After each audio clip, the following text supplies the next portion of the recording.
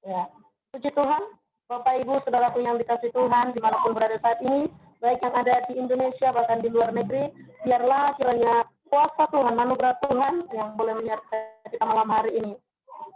Firman Tuhan yang akan saya bawakan terambil dari 1 Korintus 10 ayat 13. Ya. 1 Korintus 10 ayat 13 akan saya bacakan bagi kita. Pencobaan-pencobaan yang kamu alami adalah pencobaan-pencobaan biasa yang tidak melebihi kekuatan manusia. Sebab Allah setia dan karena itu Ia tidak akan membiarkan kamu dicobai melampaui kekuatanmu. Pada waktu kamu dicobai, Ia akan memberikan kepadamu jalan keluar sehingga kamu dapat menanggungnya. Ya, puji nama Tuhan. Bagi kita pada malam hari ini, saya percaya setiap kita pasti mengalami setiap persoalan dan masalah. Seperti kesaksian Ibu Meli tadi, dia mengalami masalah dalam masalah rumah tadi ya. Saya percaya tidak ada satu orang pun manusia di dunia ini yang tidak memiliki masalah. Tetapi permasalahan dan persoalan yang dihadapi pastilah tidak sama, berbeda-beda. Ada persoalan karena sakit penyakit, ada persoalan karena ekonomi, ada persoalan mungkin masalah pendapat satu dengan yang lain yang tidak bisa sama, paham yang berbeda, kita itu semuanya menjadi masalah. Nah, tapi Tuhan berkata, berfirman bagi kita pada malam hari ini, bahwa pencobaan-pencobaan yang harus kita tanggung tidak melebihi kekuatan kita sendiri. Tuhan memberi kemampuan kepada kita. Jika kuasa Roh Kudus itu bekerja, maka kekuatan kita melewati semuanya itu Tuhan berikan. Makanya Bapak Ibu saudara kasih Tuhan, saya mengambil tema dalam nas ini, dalam firman Tuhan itu adalah bertahan. Sinonim dari kata bertahan itu tetap tidak goyah, konsisten atau setia. Artinya kepada siapa kita setia? Kepada Tuhan. Kepada siapa kita konsisten? Kepada janji yang kita buat dengan Tuhan. Kepada siapa kita tetap bertahan? Bertahan di dalam kebenaran firman Tuhan, sekalipun ada banyak persoalan dan masalah yang harus kita hadapi.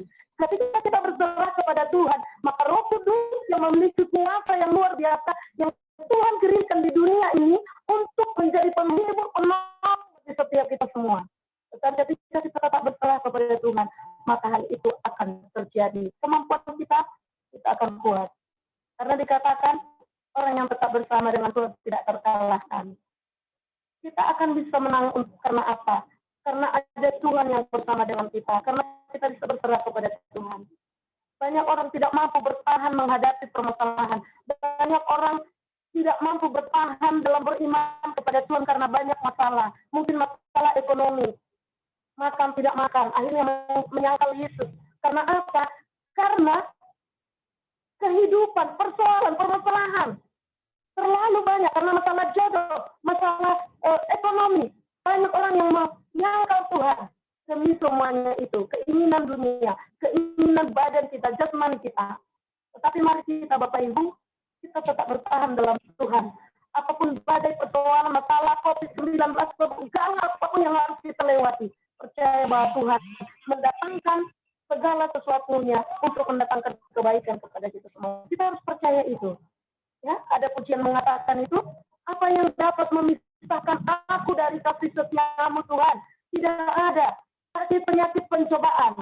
Sama seperti prinsip oleh Rasul Paulus ya. Hidup bagiku adalah Kristus dan mati adalah keuntungan. Amin.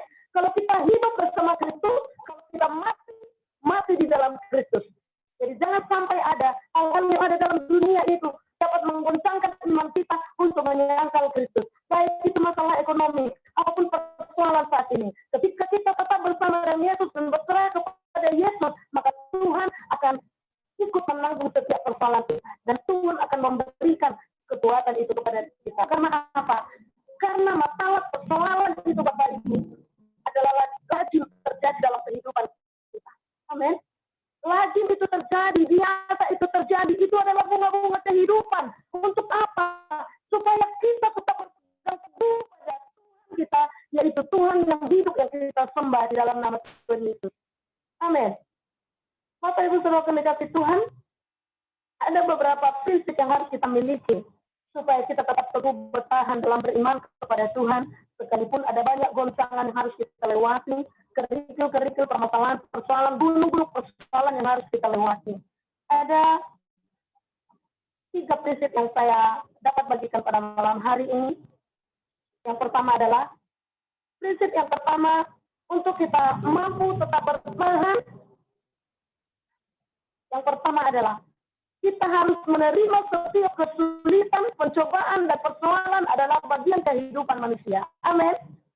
Setiap persoalan, permasalahan, pencobaan, mari kita terima. Arti menerimanya itu, jangan kita ketika ada persoalan itu langsung kita meninggalkan Tuhan. Ketika kita ada menghadapi persoalan, pencobaan, mungkin sakit, penyakit, masalah ekonomi, lalu kita langsung, oh Tuhan itu tidak mengasihi kami. Dan bahkan ketika kita semakin dekat kepada Tuhan, iblis juga akan semakin berencana untuk menjatuhkan kita, Bapak Ibu. Iblis yang akan mencobai iman kita. Tuhan tidak pernah mencobai. Tuhan mengizinkan segala sesuatu boleh terjadi. Karena Tuhan tahu kekuatan dan kemampuan kita. Sama kepada Ayub. Ayub, begitu banyak persoalan yang dihadapi. Sakit, penyakit, bahkan sampai dia tidur di abu, bahkan boroknya yang begitu menyakitkan. Bukan hanya itu, istri yang tidak mendukung, anak-anak meninggal.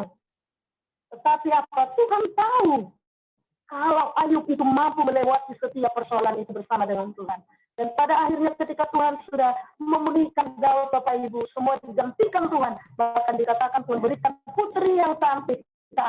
Sekalipun waktu itu juga sahabat-sahabatnya yang dekat, bahkan mengatakan mungkin ada tamu Ayub, mungkin seperti ini, mungkin seperti itu. Banyak orang akan berkata seperti itu.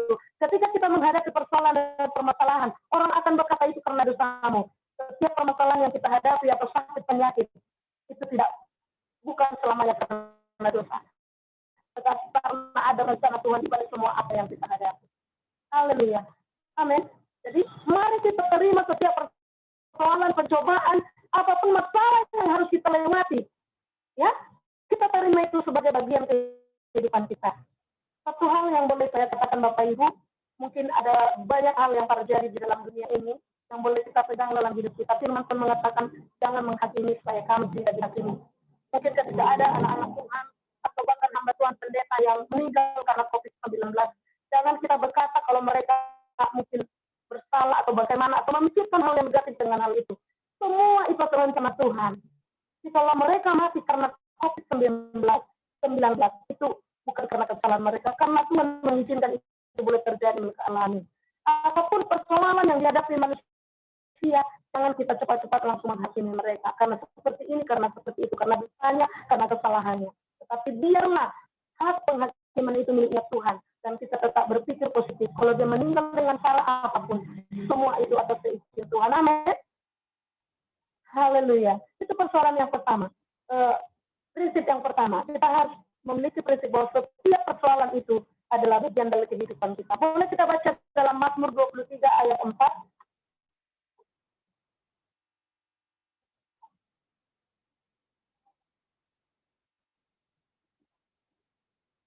Ya.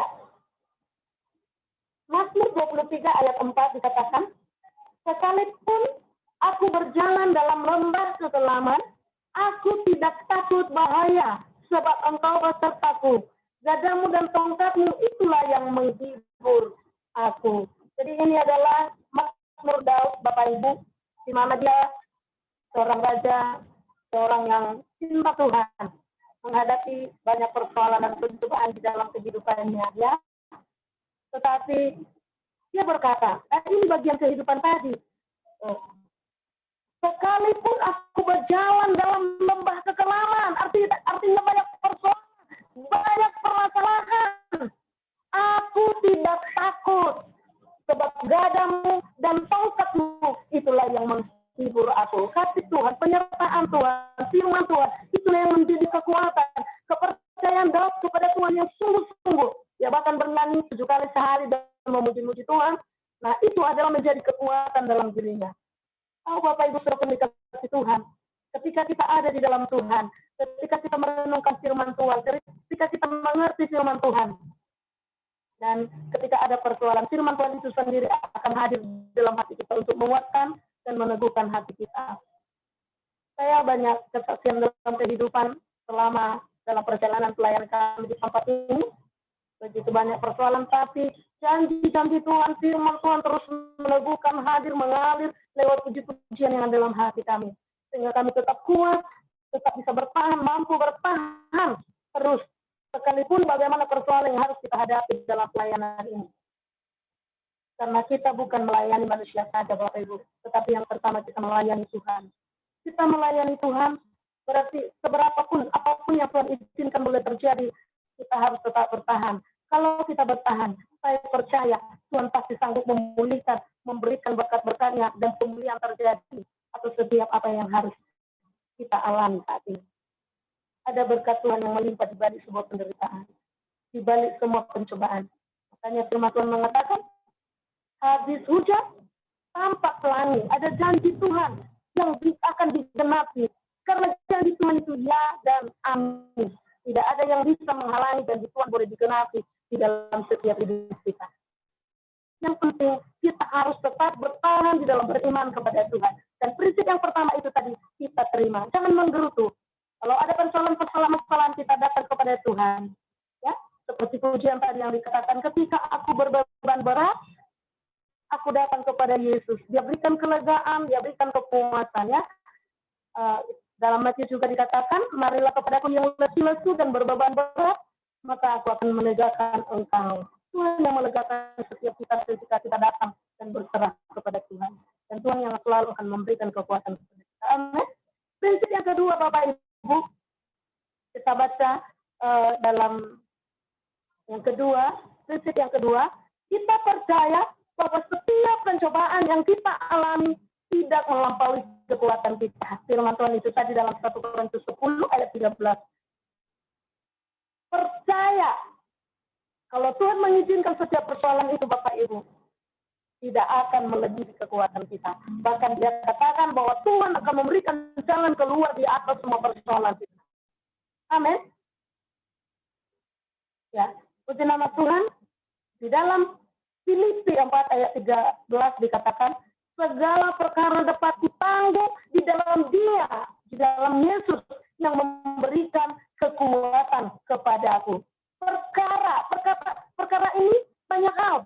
Perkara sakit penyakit, perkara masalah ekonomi, perkara bagi anak-anak muda pasangan hidup, banyak perkara yang langsung. Tetapi dikatakan firman Tuhan, segala perkara dapat kutanggung di dalam Dia yang memberikan kekuatan kepadaku.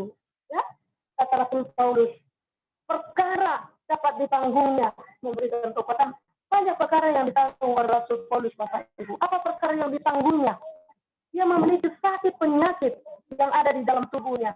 Tetapi dia tetap kuat dan teguh, tetap menyala-nyala dalam melayani Tuhan. Dia tidak memikirkan penyakitnya itu, dia tidak memikirkan persoalannya itu, tetapi dia tetap menyala-nyala dalam melayani Tuhan. Ya, Rasul Paulus. Perkara yang Tuhan berikan itu, dia tetap mampu mengucap syukur, melayani Tuhan, memberitakan firman Tuhan. Karena apa?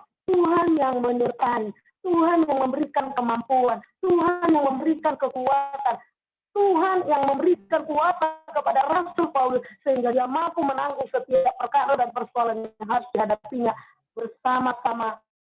Ia mengiring Tuhan dan melayani Tuhan. Haleluya. Puji nama Tuhan. Dan yang ketiga, Bapak Ibu, saudara yang dikasihi Tuhan, bagaimana prinsip yang ketiga supaya kita tetap mampu bertahan di dalam mengikut Tuhan, dalam beriman kepada Tuhan.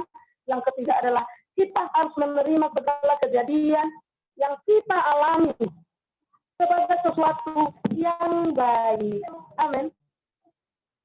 Lewat badai cobaan, semuanya mendatangkan kebaikan. Jadi setiap apapun persoalan, setiap apapun perkara yang harus kita lewati, supaya kita tetap mampu bertahan dalam iman kepada Tuhan, tetap kuat dan teguh setia kepada Tuhan. Kita harus menganggap segala sesuatu kejadian yang kita alami sebagai sesuatu yang baik. Ya, banyak orang mampu bersyukur ketika dia diberkati oleh Tuhan. Ya, puji Tuhan. Banyak juga orang mampu bersyukur dan berterima kasih, mengatakan terima kasih Tuhan ketika dia diberikan kesuksesan di dalam dunia ini. Puji Tuhan, itu juga bagus, tidak salah. Tetapi yang sulit Bapak Ibu, apakah kita mampu bersyukur kepada Tuhan saat kita memiliki pencobaan dan persoalan? Kita sebagai anak-anak Tuhan harus mampu melakukan semua itu. Karena apa? Ketika kita banyak bersyukur kepada Tuhan, ketika ada banyak persoalan dan permasalahan, kita mampu bersyukur. Di sana Tuhan akan memberikan kekuatan yang baru, kekuatan yang luar biasa, yang tidak mungkin kita bisa kita pahami. Karena apa? Tuhan yang menghiburkan hati kita. Tuhan yang memberikan kekuatan kepada kita. Amin. Saya punya kesaksian ketika anak kami yang paling kecil masih umur hampir 6 bulan. Masuk rumah sakit karena mungkin penyakitnya menurut dunia atau pandangan kita itu sepele ya. Dia memiliki penyakit bisul, tapi bisulnya jumbo. Akhirnya kita berpikir kalau hal itu saat itu terkilir. Jadi kita bawa ke tukang urut, lalu tukang urut juga mengatakan kalau dia terkilir. Akhirnya dikusut 2 kali. Rupanya lama-lama bekas kusutan itu, nanah-nanah bekas bisulnya itu menyebar ke separuh badannya di bagian kiri. Akhirnya bengkak sampai ke muka, hampir sulit bernapas. Lalu kami bawa ke klinik dan bilang bawa ke rumah sakit karena saya tidak mampu menangani. Kami bawa ke rumah sakit, tahu Bapak Ibu sudah dikasih Tuhan, waktu itu uangnya untuk ke sana belum ada, tidak ada, tapi kami percaya aja, bawa saja dulu. Sampai di sana, ya, lalu ditangani dokter, tidak ada terkilir, ketika sudah di luar tidak ada terkilir, tapi memang penuh nanah, seluruh tubuh dan kakinya penuh nanah, dan memang dia ini bisul. Lalu ditangani oleh dokter waktu itu, 1 malam di rumah sakit, bisulnya makin membesar. Bayangkan sakitnya rasanya ya, umur 6 bulan dimasukkan infus, disuntik lagi ngambil sampel darah. Pedih rasanya Bu, tapi waktu itu saya mampu kuat, bahkan teman-teman saya yang waktu itu satu kamar di rumah sakit tersebut bilang seperti ini sama saya, Bu, Ibu kok tetap bisa tegar ya? Ibu kok enggak menangis ya? Kenapa Ibu enggak bisa menangis? Saya bilang, ada Tuhan Yesus yang menghibur hati saya. Ada Tuhan Yesus yang memberikan kekuatan kepada saya. Saya tidak menangis. Dan yang kalau saya menangis, nanti saya malah lemah. Siapa yang mengurus anak saya? Waktu itu pas mau pasca di gereja, akhirnya kami suami saya melayani pasca di gereja dan kami di rumah sakit bersama anak saya yang paling kecil ini tadi.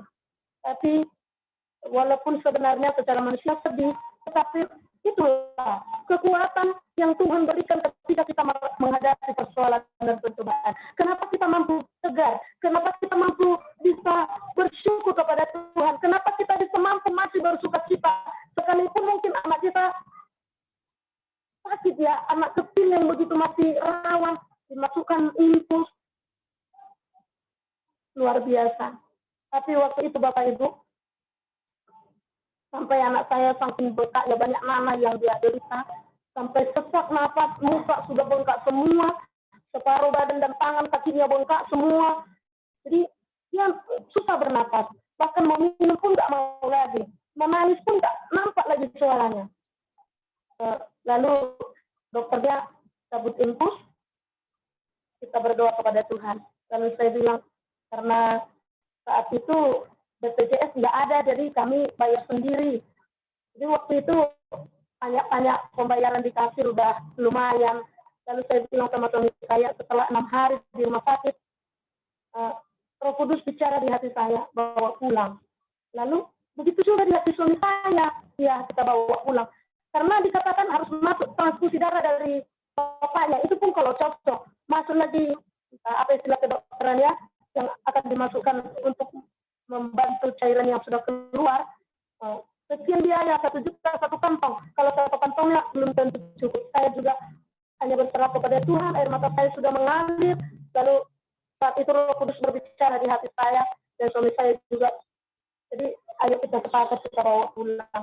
Lalu kami sepakat bawa pulang, terus tanda tangani surat di kasir. Lalu kami bawa pulang. Lalu pas saya bilang sama suami saya, panggil hamba Tuhan, kita harus berdoa biar Tuhanlah yang melakukan mujizatnya terjadi buat anak kita. Puji Tuhan, kami bawa pulang dan sampai sekarang anak kami sudah sehat, dia sudah bisa berbicara, dia sudah lari-lari berjalan.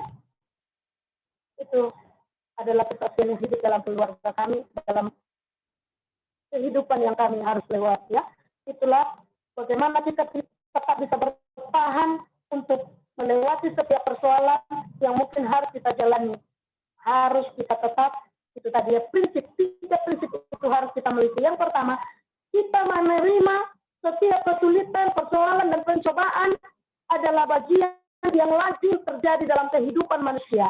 Itu adalah bagian hidup kita. Tak satu orang pun manusia di dunia ini yang tidak menghadapi pencobaan, yang tidak menghadapi kesulitan. Tetapi ketika kita menghadapi kesulitan, mari bangkit lagi, coba lagi. Sama seperti Thomas Alva Edison, beratus-ratus kali dia gagal dalam menemukan listrik. Ya, tapi puji Tuhan, pada akhirnya dia berhasil menemukan listrik. Hingga pada hari ini juga kita menikmati sinar listrik. Amin. Amin. Dan yang kedua adalah kita harus percaya bahwa setiap pencobaan yang kita alami tidak akan melebihi kekuatan kita. Karena kita punya Tuhan yang luar biasa, yang sanggup memberikan kemampuan untuk kita dan kita mampu melewatinya, dan akan Tuhan berikan jalan keluar di dalam persoalan yang sedang kita hadapi. Dan poin yang ketiga Bapak Ibu adalah kita harus menerima segala sesuatu yang terjadi, persoalan yang terjadi adalah sebuah kebaikan untuk kehidupan kita. Amin. Ketika kita menghadapi banyak persoalan dan permasalahan, maka kita anak Tuhan akan semakin berpegang teguh kepada Tuhan. Jangan undur, tetap bertahan, tetap kokoh, karena janji-janji Tuhan itu ya dan amin. Setiap itu boleh terjadi dalam hidup kita, tetapi kita harus memiliki prinsip tetap setia, tetap memiliki prinsip di dalam Tuhan, bertahan, tetap kuat. Puji nama Tuhan. Satu yang harus kita baca, satu ayat lagi dalam Yeremia 29 ayat 11. Ini adalah janji Tuhan bagi setiap kita. Bahwa segala sesuatu Tuhan rancangkan bagi kita untuk mendatangkan kebaikan. Yeremia 29 ayat 11. Saya bacakan firman Tuhan bagi kita. Sebab aku ini mengetahui rancangan-rancangan apa yang ada padaku mengenai kamu. Demikianlah firman Tuhan, yaitu rancangan damai sejahtera dan bukan rancangan kecelakaan, untuk memberikan kepadamu hari depan yang penuh harapan. Ya, rancangan Tuhan adalah rancangan yang baik, yang penuh harapan di dalam kehidupan kita. Amin. Biarlah kita tetap bertahan dan kuat, teguh, tetap berdiri teguh setia di hadapan Tuhan dalam mengikut Tuhan, sekalipun dunia mengalami banyak persoalan. Kita menghadapi permasalahan, ya, COVID-19 melanda dunia, tetapi kita anak Tuhan harus tetap kuat, teguh, dan kokoh percaya kepada Tuhan. Bahkan segala COVID-19 itu mendatangkan kebaikan. Akhirnya kita boleh saling mengenal yang tidak pernah saling mengenal. Bisa kita sama-sama berbagi firman Tuhan, saling menguatkan, saling mendoakan, saling meneguhkan. Bahkan ada dari luar Indonesia yang bisa bersama-sama dengan kita. Semuanya mendatangkan kebaikan. Amin. Karena semua itu untuk mewujudkan rencana Tuhan bagi kita semua. Ujian, persoalan, pencobaan untuk mewujudkan segala kebaikan Tuhan, rencana Tuhan di dalam hidup kita. Puji nama Tuhan. Sampai di sini firman